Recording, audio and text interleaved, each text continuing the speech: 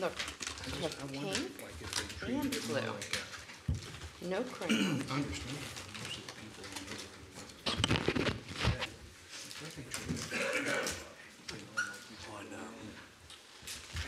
don't know how to do it, but these four. Yeah. I'm just gonna come up with Yeah. Totally fine. Pink, blue, cream.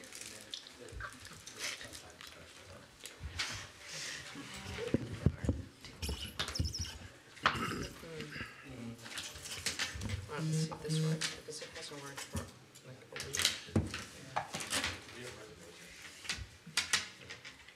Okay. There we go. Because what do you make it for dinner? Whatever you take out? Exactly.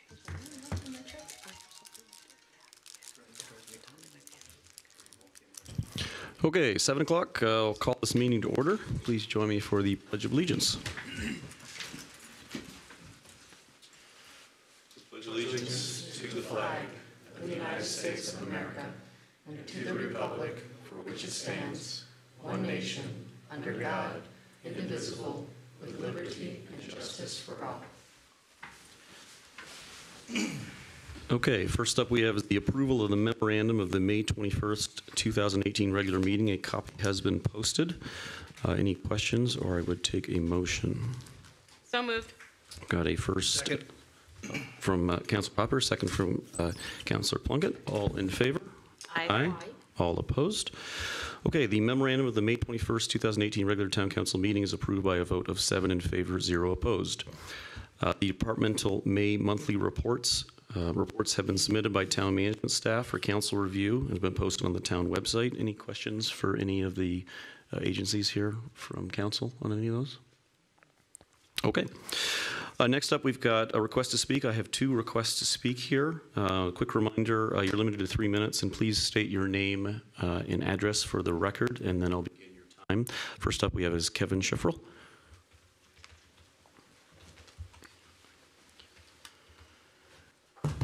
I note on the request to speak that we can be volunteered 3 minutes from someone else, and that's what's occurring here. I don't know if that needs to be stated on the record by the other person or just... So you want Carolyn's time as well? Great. Yes. You've got 6 minutes. Okay. 1 minute here.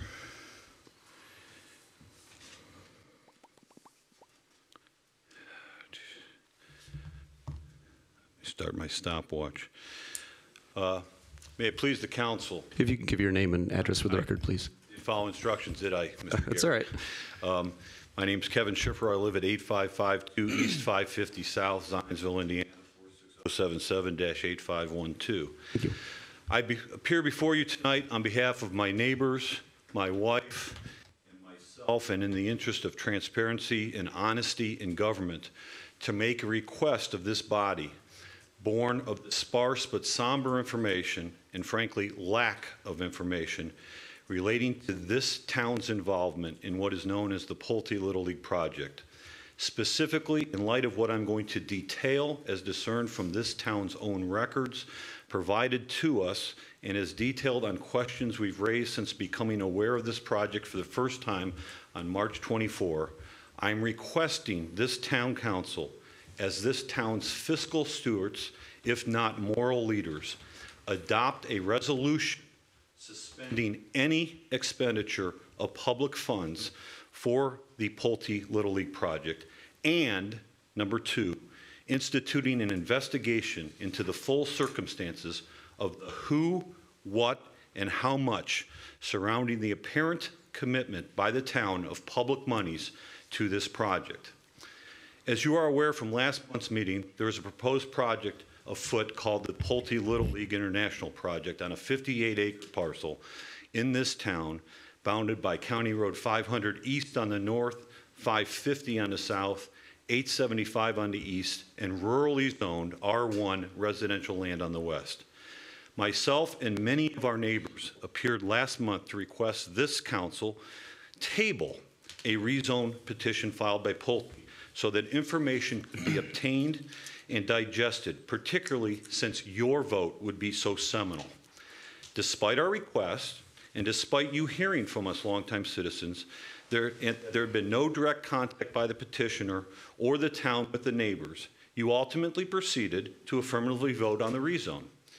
In the time since, however, many, if not all, of the same questions that led us to request a tabling of the vote remain unanswered, or if they have been answered, raise significant concerns and issues that mandate attention. The undisputed facts we have learned lay bare that the entire Pulte Little League project is dependent, and this has been stated to us by Pulte and the Little League, is dependent upon a commitment made by this town of infrastructure consisting of an already planned north-south road connector and sewer utility hookup. In other words, without a commitment having been made by someone from this town for something on behalf of this town, the whole project in last month's rezone would not have ever even been before you. However, despite us citizens repeatedly asking for information on 1, who made this commitment, 2, documentation concerning it, 3, when was it made, and 4, the value of this commitment. That is, how much will this cost? We still don't know this information. In fact, in an email exchange with President Garrett just last week, I asked and was unable to get the information other than being directed to the mayor's office where we already went. We do know, however, contrary to what was represented earlier, that the sewer utility is not a pre-planned matter, but is involving a temporary special hookup solely and exclusively for this project that resulted sometime in the last few months. In fact, just last week, in a document I provided to your president, the town's engineer asked the same questions I'm asking on the alleged cost in a document. As this commitment is, at its plain, hard root, a transfer of public monies to a private developer and a not-for-profit who will pay no taxes to affect public citizens who have long-time taxpayers, it is of no small consequence that we as citizens should be entitled to have answers to these questions. Indeed, it would be hoped that all of you, as our town's fiscal stewards, would want to know these answers too, specifically perhaps before voting. But alas, you were remarkably determined, somehow in haste, to approve the rezone that was of no consequence in your decision-making to know anything about the cost. Accordingly, it is my duty as a neighbor, husband, father, citizen, and voter to request that this town council do 2 things, important things. Number 1, adopt a resolution that no public funds from any town-controlled account be allowed to be expended for the Pulte Little League project without public and transparent procedure in place with public input allowed. And 2, to launch an investigation into how this commitment of public monies to this project came about without this fiscal body knowing about it. Who made the commitment?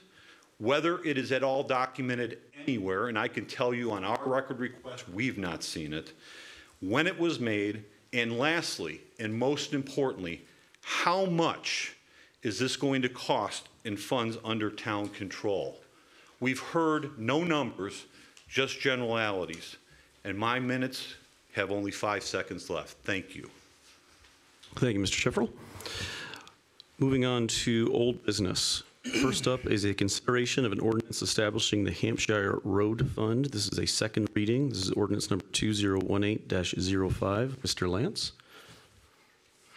Thank you. If you like, I could describe the next 3 items under the old business. They're all very similar. These are the second readings of ordinances that were entertained last month that are establishing 3 separate funds that will receive monies from development, which was required as part of their development approvals. So the first one is the Hampshire Road Fund. That's fairly self-explanatory. That subdivision is required to fund a portion of off-site road improvements, and we have received this money, and we need a place to put it. Very good.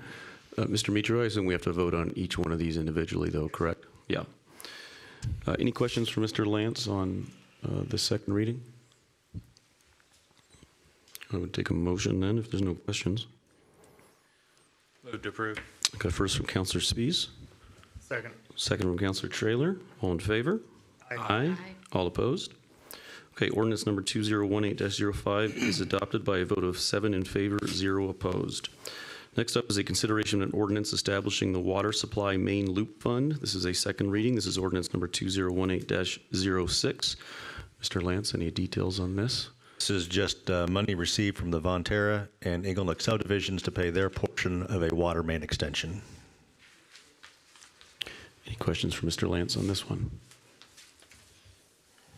Make motion to approve. Got a first from Vice President Trailer, Second. second from Counselor Hopper. All in favor?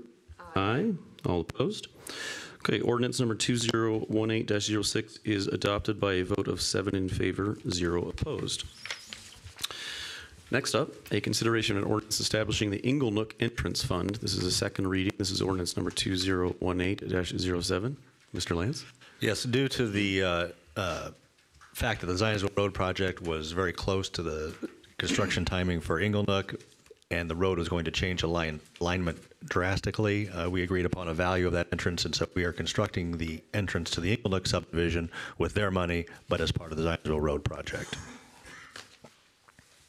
Any questions for Mr. Lance? Otherwise, I will make a motion to adopt in final reading. I have a second. Second, Counselor Schuler. Very good. All in favor? Aye. All opposed? Ordinance number 2018-07 is adopted by a vote of 7 in favor, 0 opposed. Okay, moving on to new business. First up is a consideration of a zone map change ordinance to rezone approximately 75 acres from the urban PUD planned unit development to a urban planned PUD planned unit development. This is a first reading. This is ordinance number 2018-08. Mr. DeLong. Thank you. Good evening, members of the council. In front of you this evening is a recommendation from your Plan Commission associated with Creekside Corporate Park PUD. In essence, the document contains 4 specific revisions, and the Plan Commission recommends favorable change to the PUD ordinance. And I'm happy to answer any questions you may have. Which particular project is this again, this specifically? This is Creekside Corporate Park, so the 75 acres that is subject to the PUD. So there is no specific project in mind.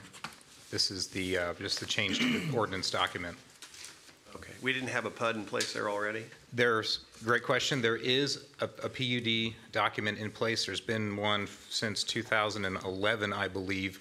The ordinance allows 2 ways to update itself, one with variances or a wholesale change to the document. We feel like it's a better way to go to change the document every 18 months if need be. Yeah, and just for clarification, when they start to build the next building that's built there, they'll still have to go in front of the Planning Commission and through the normal process through your department, right? That is correct. Thank you, sir. Certainly. So can you clarify why we need to rezone from a PUD to a PUD? Again, the ordinance allows for specific changes to the document via the variance process. Another way to handle that is to change the plan unit development document in a wholesale fashion.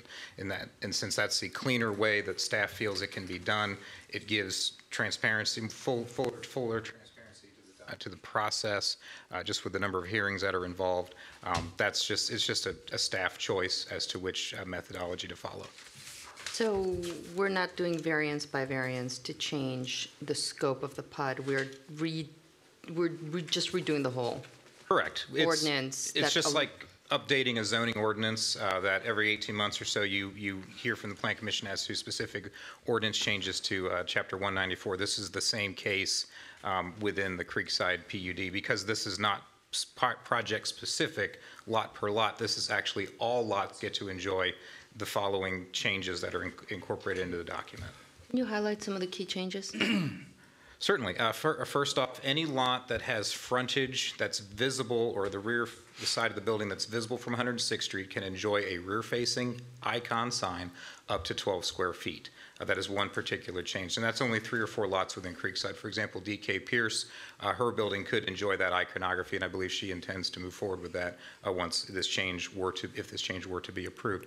A second change within the document is cleaning up the process for the homeowners association, if you will, the CCRs to be implemented, with the RDC looking to step away from ownership of the common area. It would look to let the Community Development Corporation take over that responsibility for the real estate, the management, and the ultimate programming of the common area, the park space, as well as functioning as the first level of sign-off on the architecture that would happen prior to a filing with the Plan Commission. The two other changes in the ordinance are specific to medical uses. First and foremost, in sub-area A, which is every lot except Lot 9, which is the corner lot closest to 106th Street and Zionsville Road, or Main Street. It's clarifying that medical uses are land use that has a less than 24-hour occupancy.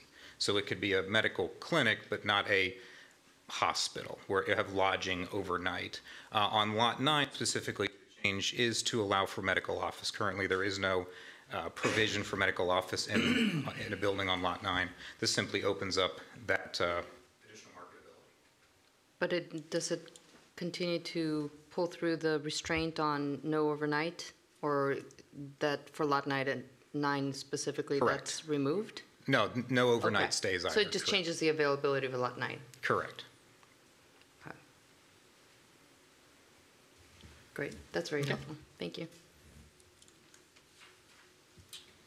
Any other questions for Mr. DeLong on this one? All right, thank you. Any other discussion here, or take a motion to on this one? Is this a first reading? This is a first reading, yes. This is not a first reading. I'm like, this is not an ordinance, so I wasn't quite sure how this was. This is a zone map change, and as you recall, in zone map changes, the public hearing and the first reading is the Plan Commission meeting. So That's for right. these That's right. particular two that you have, this one and the one for the school corporation, you can adopt on final read at this meeting. Not a three-step process, though. This is the final reading, This is correct? the final reading. Got it. Sorry for that. Anyone want to make a motion on? motion. Got first from Councilor Schuler, Second. second from Councilor Suarez. All in favor? Aye. Aye. All opposed? Okay, motion passes on ordinance number 2018-08 with 7 in favor, 0 opposed. Next, we've got a consideration of a zone map change ordinance to rezone approximately 2.42 acres from the urban RSF-2 residential zoning district to a SU-1 special use zoning district. This is ordinance number 2018-09. Mr. DeLong. Yes, thank you. In front of you this evening, as indicated, you have a petition that's been favorably recommended unanimously by the Plan Commission for your consideration this evening of a special use rezone from RSF2 to SU1. And this particular request is for 2.42 acres to support the school systems plan to ultimately move forward with a clinic related to its employees and any other staffing that look to facilitate or utilize that program. With this rezoning in mind, the project would require a future development plan filings with the town, with the Plan Commission. There'd be future hearings related to that project. This is probably a scope question outside of what we're trying to do here, but looking at Google Maps where this property is, it's kind of nestled in the neighborhood. That one right there. I assume when they file something, the access will most likely be from the school side of the property, so it's not driving a bunch of traffic into that neighborhood and would be using the existing school infrastructure and parking lots.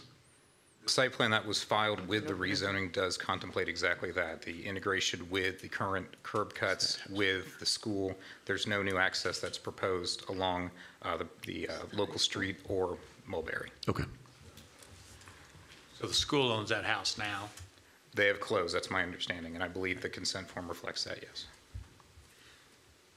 So is this then a property the school is purchasing that adjoins the school? I'm trying to understand exactly where this is. Both answers are affirmative. This is Okay. adjacent to the school, and the school is purchasing, and I believe they have closed. So it's next to the high school? Correct, East or west? to the east. Okay. And do the neighbors know this is coming?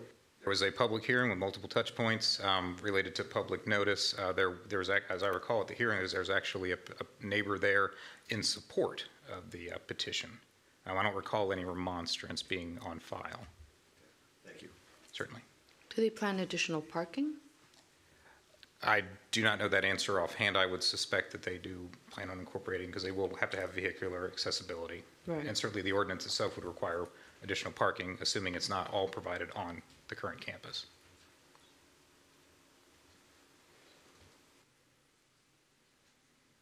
What's that whole corner? Oh, okay. It's the whole corner. Any other questions? Oh, go ahead, Susanna. Just to clarify, there you still have to file a plan and specifics behind what they intend to do here?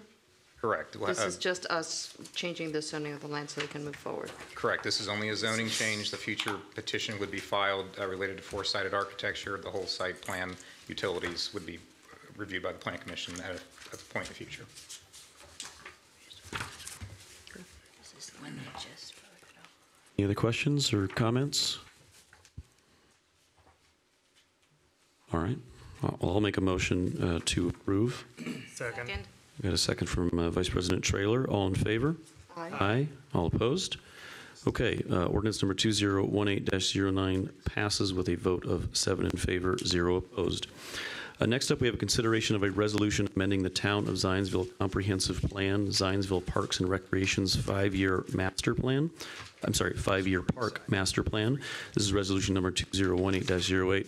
I asked Mr. Dickey to come up and present 5 or 6 minutes of the master plan just to get you some highlights of that. Then certainly we can ask any questions we have of this as well. Mr. Dickey? Thank you, Council President and Council. I'd like to introduce also Park Board President Jeff Edmondson and Tricia McClellan from Rundell Ernstberger Associates. They were the consultants that helped us through the process. We started early this year. And I would like Tricia to come up and speak about the public input process of the 5-year master plan, and then I'll come back and talk about a few highlights that came out of it. As Matt mentioned, the beginning of the process was the public input. We had a very robust public outreach for this particular plan. 2 public meetings are required by the DNR process, but we actually had 3 public meetings, one in November and December of 2017, and those were to get inventory and perceptions of the public on the parks, and December was really to get the wants and wishes of the public. And then our final public meeting was in March of this year, where we presented proposed improvements.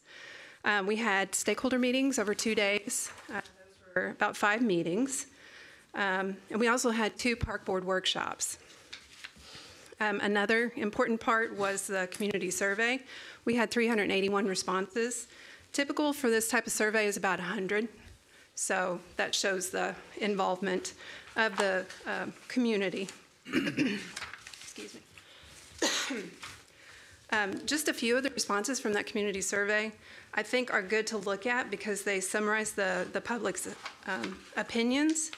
One of the questions we asked about, does the public think we need more land for parks?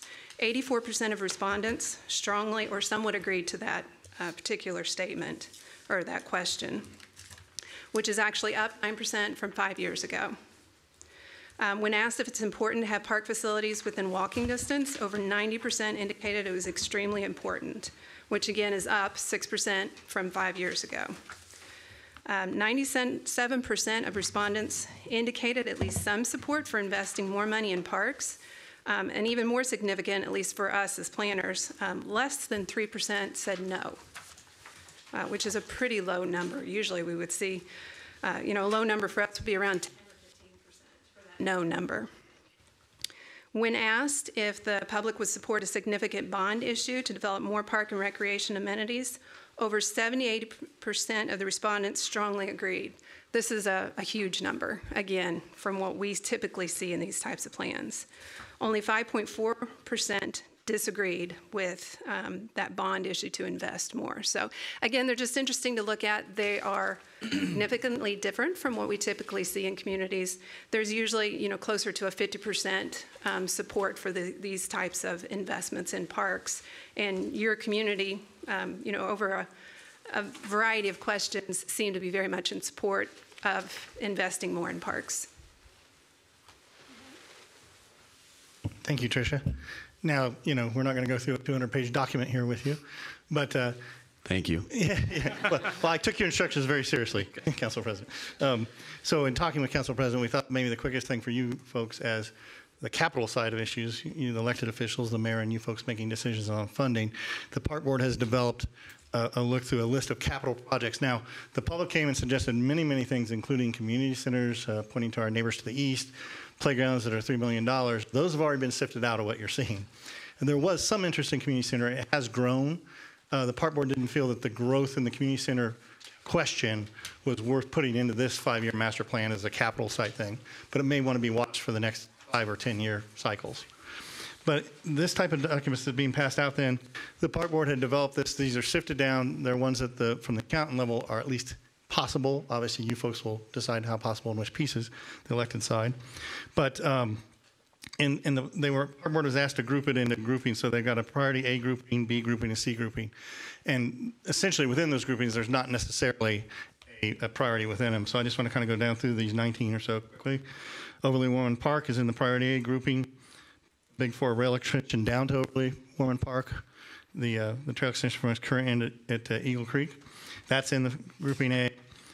There was also, in the public input process on Overly Warman, significant interest by the public in a trailhead down on Zionsville Road. There's 2 homes, as you know, that are now isolated by Vonterra. They would make a very nice trailhead similar to 96th Street in the Monon and Carmel. That's in there. And that would also allow access to get to the rail trail without having to go all the way through Vonterra and park back there and come back. The Big 4 rail trail extension on the other end to Whitestown is in there. And then the Nature Center and Park Office is part of the rail trail campus design, which is kind of going underway right now through a conceptualization process separately. There are, as you can see, cost estimates there based in 2018 dollars. And those total a little over $7 million for that Priority A grouping. Priority B grouping, Starkey Avenue Bridge replacement. We've had this looked at by engineers 2 times. This is the bridge over Starkey Avenue. The last time was a couple years ago, if I remember, so there's no more than 3 anyways. The engineers said it was cosmetically sound, or structurally sound and cosmetically challenged. At some point, that's going to reverse. So at some point, that needs to be done, and it's going to be, need to be done in the next 5 or 10 years. So they put it in this capital plan. Lincoln Park refresh. Possibility of a new fence around there, perhaps something in metal so it doesn't have to keep being worked on. There isn't a lot you can do with landscaping because the trees that were donated are doing so well, they're shading out most other landscaping. But possibility of some electrical rewiring. It was put in by volunteers and not in conduit, and we're having some what we believe to be water challenges in the old buried wiring. Anyways, going on, dog park. There was significant public interest both times in the dog park, more so this time. Tricia could give you the exact numbers off the top of your head, or you'll see them in the appendix when we print up the final copies after presumably you approve. Lions Park, Lions Park working on the tennis course and playground there. The playground there is, I guess I could again say, structurally sound but cosmetically challenged. It's aging, it's wood. We would, possibly go into metal, and I'd like to see if we could afford to go solid surface, similar to Creekside Corporate Park, so the chips don't float away when we get floods. Big 4 trail, necessary widening. If you go out in here, you can start to see roots starting to push up the trails. It's 8 feet wide. Necessary resurfacing and widening there. That's priority group B. That totals it by itself to $3.7 million. Priority group C, we're getting farther down the list now. Harris Trail Park. We did part of the project there because that's all our grant would match.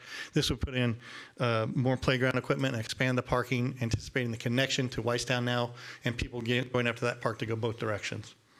Elm Street Green, an adventure playground, which was part of the original plan, and a second smaller water access there. We have the canoe launch water access. It looks similar to that, but smaller, farther up along the stream.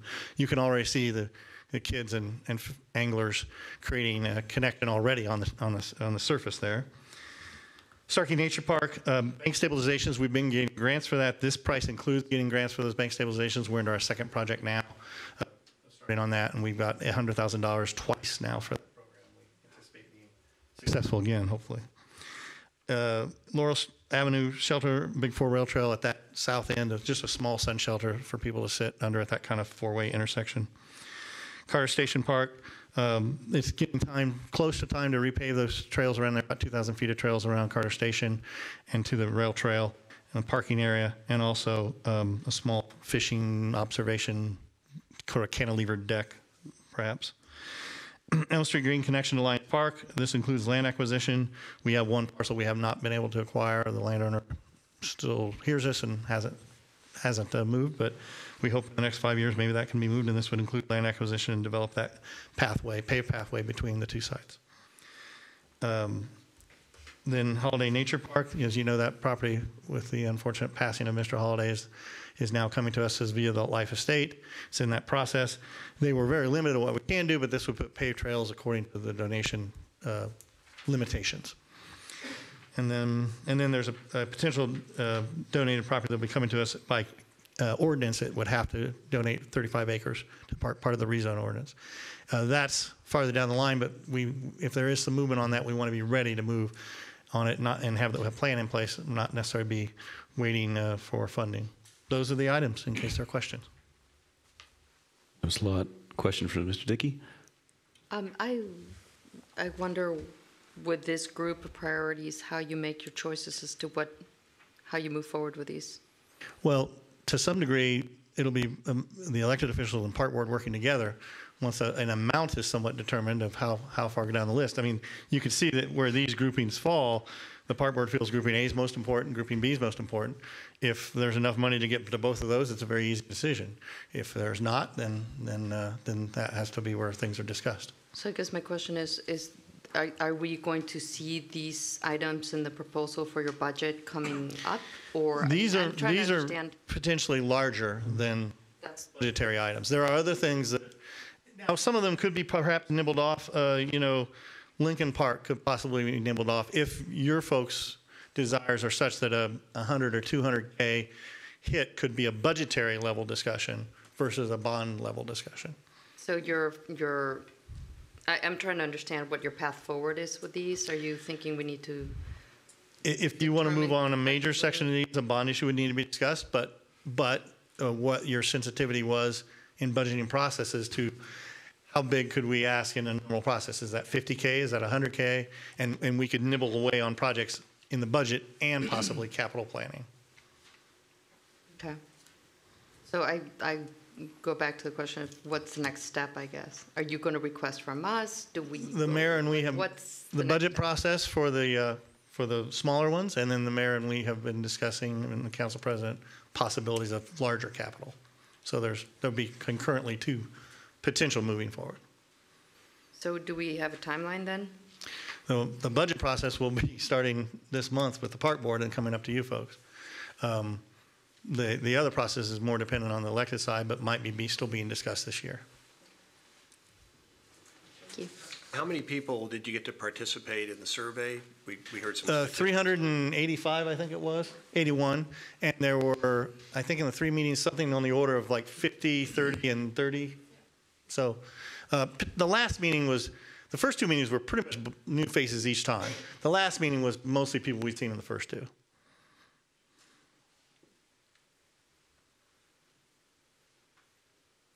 This will be I think I already know the answer to this question, but in adopting this resolution, we aren't committing to the funding. We're just committing to this is the plan Roadmap. Going forward that the park board has approved, and the funding also goes through the budget process, and or if there was a bonding discussion, would come through various checkpoints before that was actually approved. Yes. Yeah. And as Wayne would mention if he was up here, this has passed through the park board and then the planning commission. It's the normal process, so it can be part of the planning process that when developers come in, and it has passed through with a unanimous from the planning commission to you folks, and also unanimous at the park board.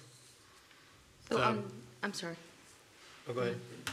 Just as a follow-up, but when I look at the groupings, how are these groupings arrived at? Was it the amount of survey respondents? Yes. And the park board So it's looking like at a feasibility popularity and kind of thing? pieces, but yes. Okay. Interest on the survey levels. Trails remain the number one hot issue really statewide. Yeah. Holiday property that was donated through a trust from him. Yes. Is there, since they're looking to develop all that land back there and put a golf course in, would it be feasible to sell that to fund these other properties, these other projects? That'd be a legal question, but my suspicion is not, because that would violate the terms of the donation, would be, Okay. and it's on the other side as well, I mean, it's across from the stream and a little farther north than the Holiday Farms Golf / subdivision. That's on the north side, but Yeah. most of that, I think, an awful lot of that's in the floodplain, isn't it? A lot of the park is, yes.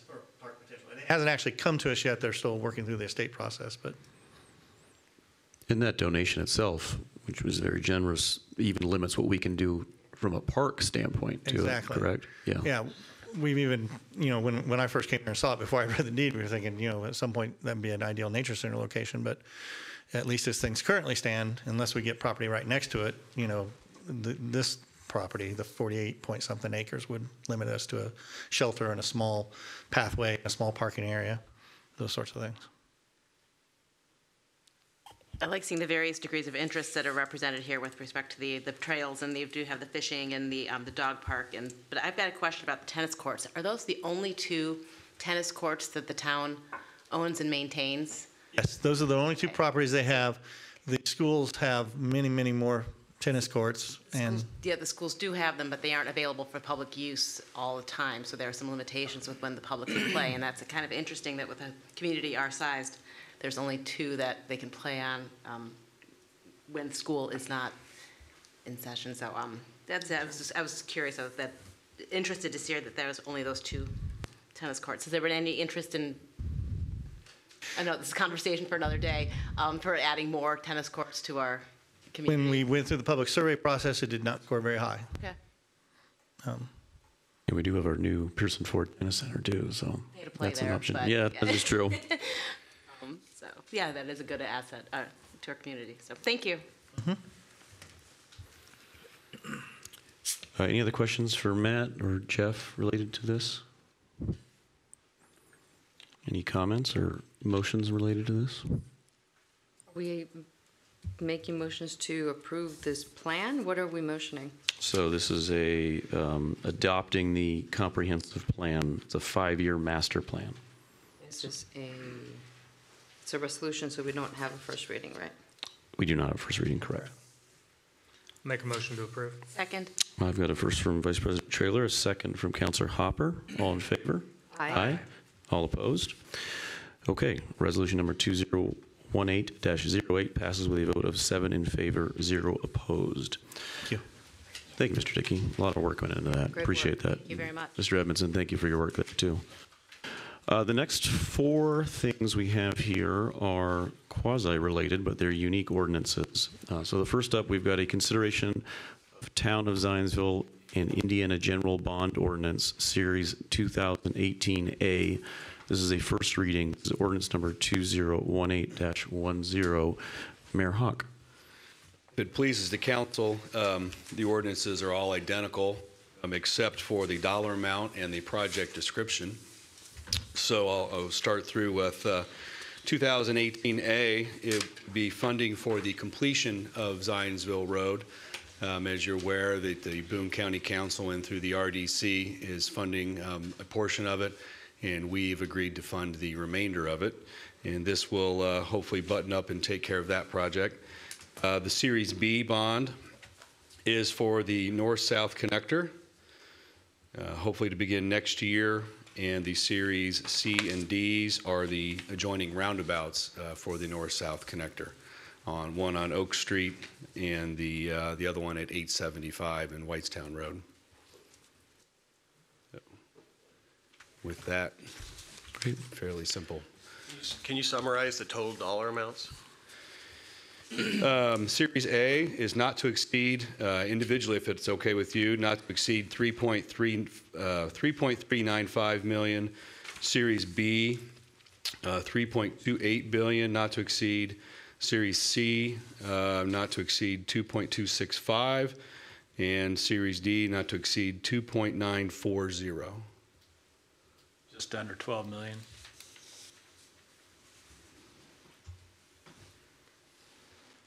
Is there a reason that they've been broken up into 4 separate bonds as opposed to one? Well, 3 of them are one project, correct? Yeah, it makes it quite a bit easier for for Lance and his team, the engineers, record keeping and finance. We've recommended that we do it that way. Do we have any kind of bond issuance limitations placed upon us as a community by the state or other regulatory agencies? Whatever we fiscally qualify for. You know, there's not a set dollar limit, you know, with 20, 30, 40. It's whatever you can financially capable of handling. Sure. Okay, will you come up to the microphone and just introduce yourself real quick for the record? Thank you. Hi, my name's Annalise Williams with Barnes and Thornburg, and I just wanted to clarify really quickly, there is a statutory limit on the amount of debt that you can issue. It's equal to 2% of 1/3 of the total of your net assessed valuation. These bonds fit within that limitation. This doesn't exceed that in any way. What would be that limitation for our community at this point? Do you know that number, Mark? And part of the reason I asked, when we built the town hall, there was some public comment about a 12 or 11 or $12 million total debt, new debt limitation when we built the building, and I never got any substance on that, but maybe you guys can help me with that. My name is Mark Allen with Crow Horwath. The estimate, I could get you better numbers, but the estimate is about 15 million. 15? 15, yeah. Is that new debt or, total outstanding debt? No, or how's that work? includes, that's total debt. That includes current outstanding debt. So that's taken off, and that's the remaining value right now. Is that total debt or is that debt related to infrastructure projects? That's total general obligation debt. General obligation debt. Okay. What's our total GO debt today? Total GO debt? Yeah, general obligation debt. You have 2 outstanding bonds, and I do not have that number in front of me. But it seems like we ought to know that to make sure we don't violate any. No, it is under the debt limitation. So like to your knowledge, the town hall debt is under a different structure. It's under the Yes, this is just. economic development zone debt here. Right, this is just property tax-based debt, since this is going to be based on property taxes. Is that paid in a lump sum once a year or monthly payments, or how's that repaid? How do we pay that? Debt is paid twice a year.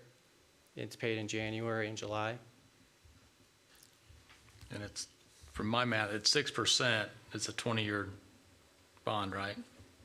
Yes. So it's Are you referring to the proposed, or are you referring to the current outstanding? the proposed total, Okay. almost 12 million.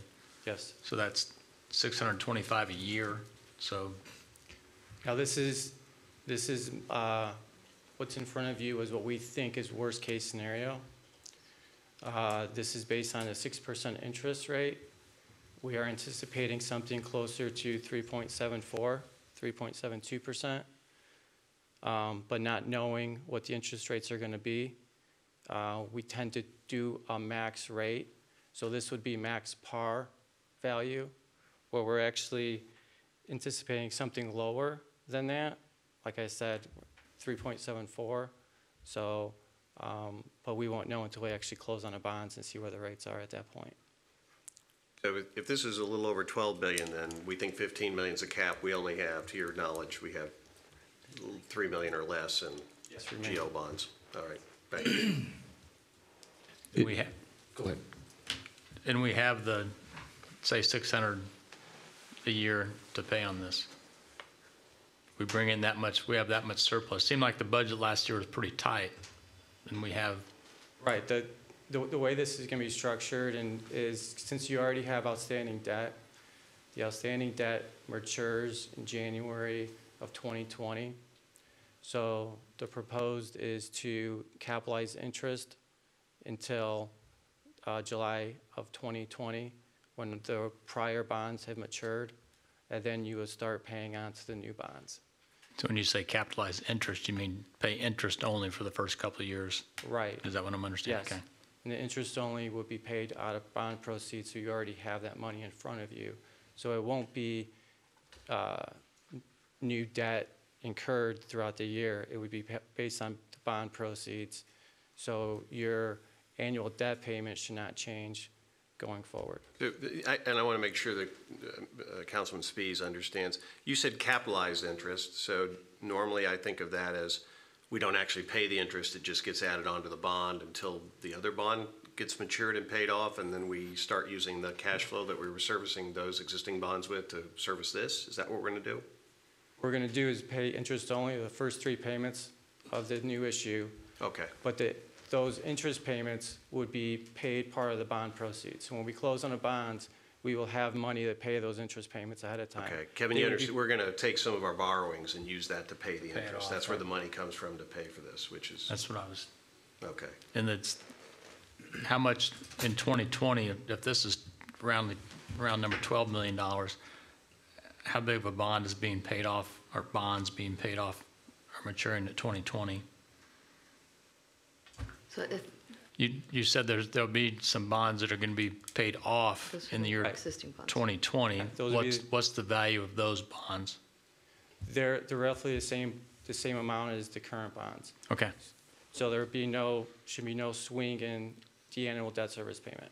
So our payments will basically stay level. Yeah, they should stay level. Again, we won't know until we actually close on them. Sure. But that's what we're anticipating. Looking at the worst case scenario, if they are at 6%, that's things are going to stay about level, stay about the same. Okay. Would there be a chance that we could actually see kind of a spreadsheet on how this thing works so that, I'm sensing a little discomfort here with, it's a big obligation, obviously. We're taking on 4 times as much debt as we currently have. Just like to see this payoff plan. I don't know if we have to do this tonight, or can we actually get a spreadsheet that kind of shows us year by year, here's your payments. And we kind of did that with the town hall, and I think that was helpful for people to understand how we were going to pay for it. I thought that was a good exercise, and maybe this would make it a little easier. Since this is the first reading, we can work with council leadership on presenting something to you before the second reading. Thanks. Is there a reason, if we're capitalizing the interest on bond obligations and 3 of them are for the north-south connector that doesn't start for a year, why are we raising the money now to sit on it and pay interest on it for a year rather than doing these other 3 in a year?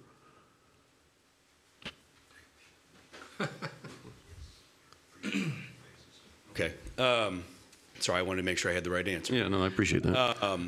We can start with the engineering, pre-construction phasing, and land acquisition. Land acquisition, okay. For the connector, we've obviously been in conversation with the landowner now. Is that Johnson that owns that? There's a number of landowners. They've all been notified. Some have been, the Johnsons have. We've met with them in person a few times, but all the landowners have been notified. Is this going to be an eminent domain thing that we're going to have to do, or? We hope not. So, no, you should never know until you present them with an offer and whether they like it or not. But the Johnsons have been, to your point, have been very receptive to this. They're the biggest section, right? Correct. Or she is, rather. And the comment I got was, well, we've been expecting this since 1983, so.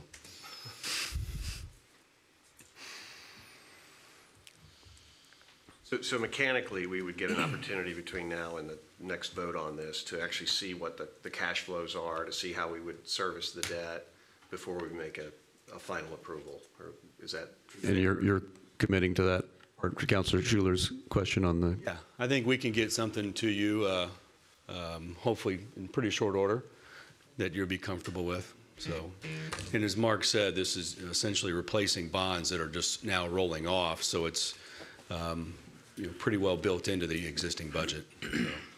Will that roll off be on that as well, so that? Yeah, I'd like to see that, absolutely. I would as well. And Mark, so the interest rates are substantially higher than on the old bonds than what these new issue bonds are? Is that why you can borrow $12 million and pay off $3 million and you got the same debt service?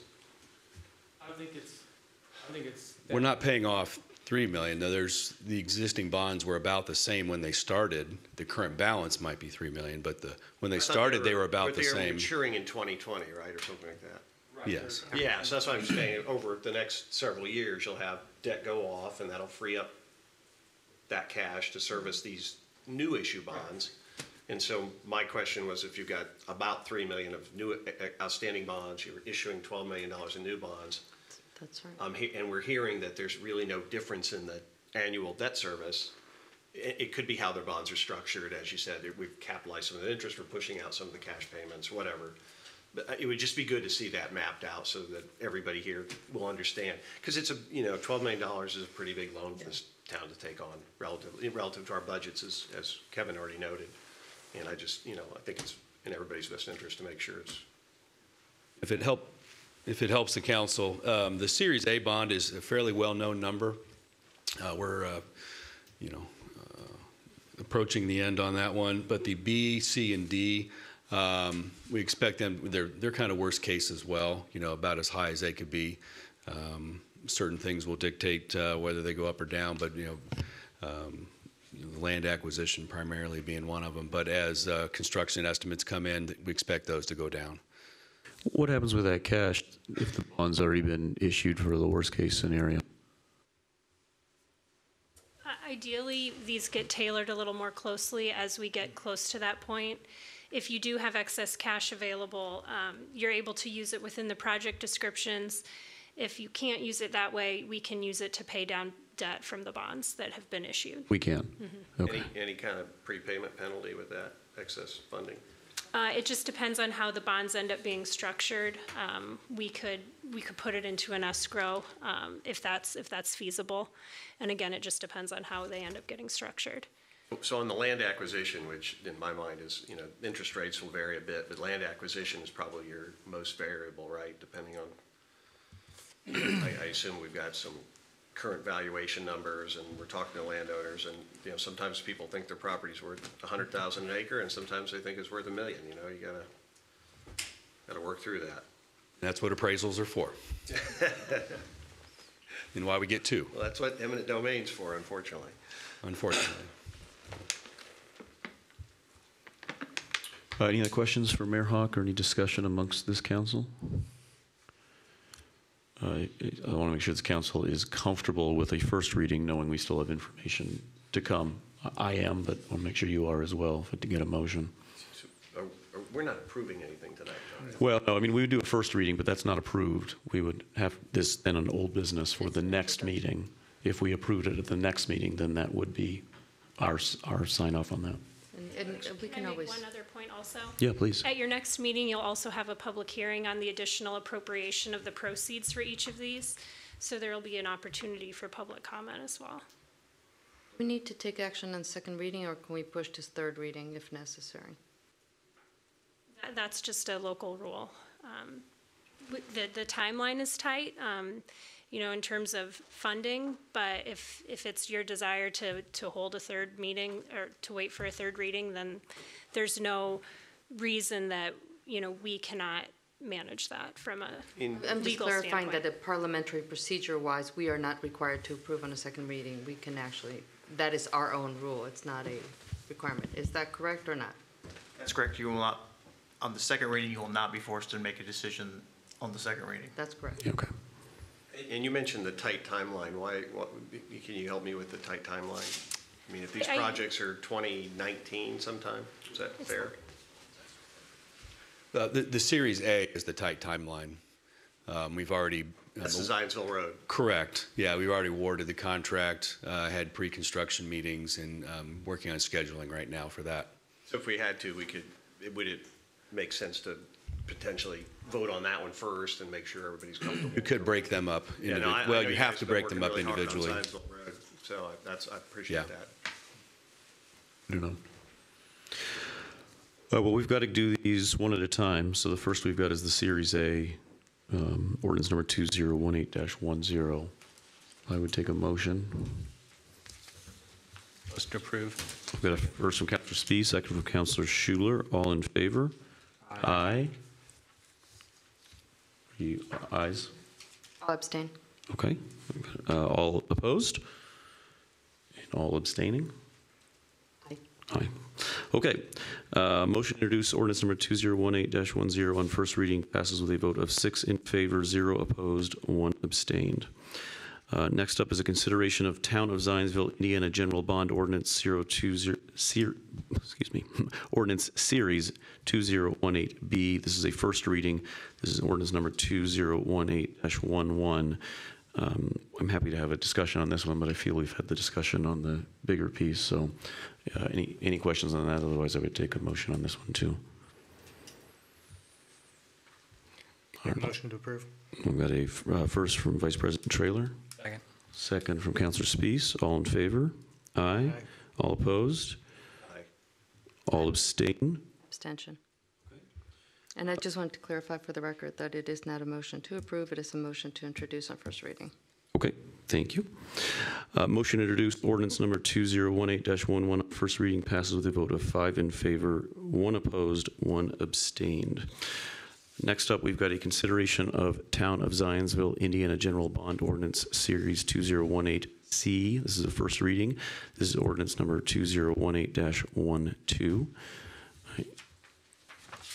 If there's no discussion, I will make a motion to introduce on first reading. Second. Was it Councilor Spees? Got a second, Councilor Spees. All in favor? Aye. All opposed? Aye. All abstain? Aye. Ordinance number 2018-07 is adopted by a vote of 5 in favor, 1 opposed, 1 abstained. Introduced. I'm sorry, what? Introduced. Oh. Not adopted. Yes, I'm reading off of the list here, so thank you. That's why that was wrong. And last up, we've got a consideration of Town of Zionsville, Indiana General Bond Ordinance. This is Series 2018D. This is a first reading. This is ordinance number 2018-13. Any comments? Otherwise, I will make a motion to introduce on first reading. I have a second. Second. Second from Councilor Plunkett. All in favor? Aye. All opposed? Aye. All abstain? Aye. Motion to introduce ordinance number 2018-13 on first reading passes with a vote of 5 in favor, 1 opposed, 1 abstained. Any other matters from any of the councilors? Okay. Second to last, we've got approval of claims. Take a motion to approve. So moved. Got a first from Councilor Suarez. Second from Councilor Hopper. All in favor? Aye. All opposed? Claims are approved by a vote of 7 in favor, 0 opposed. Take a motion to adjourn. So moved. Got a first from Councilor Suarez. Second from Vice President Traylor. All in favor? Aye. Aye. All opposed? Okay, we are adjourned by a vote of 7 in favor, 0 opposed. The next regular Town Council meeting is scheduled for Monday, June 18th, 2018 at 7:30 a.m. in the Zionsville Town Hall Council Chambers. Meeting adjourned.